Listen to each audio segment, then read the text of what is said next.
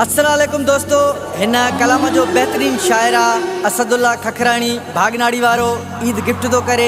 हिन कलाम जे लाइ फरमाइश आहे भागनाड़ी खां अब्दुल्ला खखराणी, रियाज़ अबड़ो ऐं कराची मां वाहिद मुगेरी, शमन मुगेरी, हाजी शहर मां उस्ताद अलादाद माशी। हिन कलाम के पसंद कयो आहे जिगरी दोस्त जान परदेसिया। उम्मीद है ज़रूर पसंद ईंदो। हिकु आही हसी वरी करे थो सिंगार, लगी नज़र विंदई तोखे ओ दिलदार। छल एडो मुंहिंजा दिल बर कंदो सिंगार आही,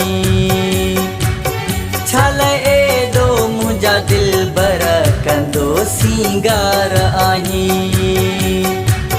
खोले वार तू घुमंदो आ, हर कंहिंखे वणंदो आ। रस्ते वेंदड़ माण्हू तू बिहार छॾींदो आहीं।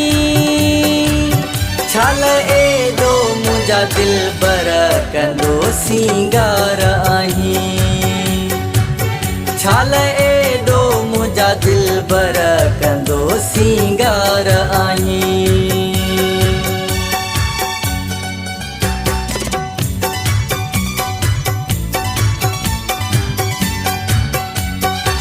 साम्हूं मुझे नाज़ सां तू जॾहिं जानी घुमी थो, मौला थो ॼाणे ओ दिल बर मूंखे ॾाढो वणी थो। हर तुंहिंजी अदा प्यारी आहे, काई तो में कमी यार नाहे। सुहिणने में सुहिणो आ माण्हू तू मिठड़ो आ, मुझे त दुख सुख जो सनम तू सहारो आहीं। छल एडो मुंहिंजा दिल बर कंदो सिंगार आहीं, छल एडो मुंहिंजा दिल बर कंदो सिंगार आहीं।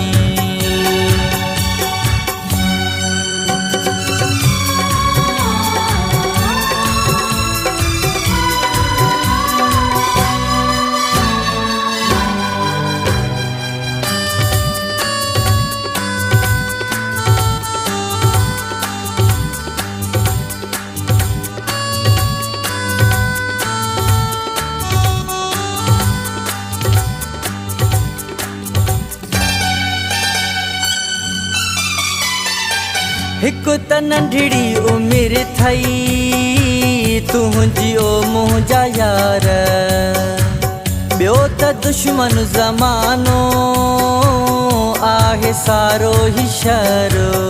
ॿुध ॻाल्हि मुंहिंजा सुहिणा सनम, कॾहिं कोन सठो आहे तो गम। हर कोई दुश्मन थी कोई भी पंहिंजो न थी, कोई भी मुंहिंजा दिल बर कंदो तू ख्याल नहीं।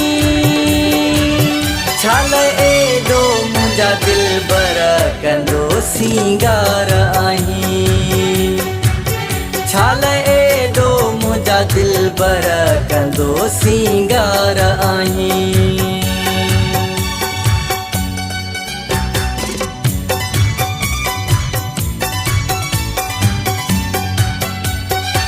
असदुल्ला तुंहिंजे ख़ातिर सवे दुख मूं सठा हिने। खखराणी तॾहिं तुंहिंजा प्यार मूंखे मिलिया हिने। हर माण्हू तोले दुश्मन कयुमि, हिकु तोखे पंहिंजो यारो कयुमि। जॾहिं मूं सां मिलंदो आ ॾेई टहक तू खिलंदो आ, इनही अदाउन सां खणी वियो दिल आहीं। छल एडो मुंहिंजा दिल बर कंदो सिंगार आहीं, छल एडो मुंहिंजा दिल बर कंदो सिंगार आहीं।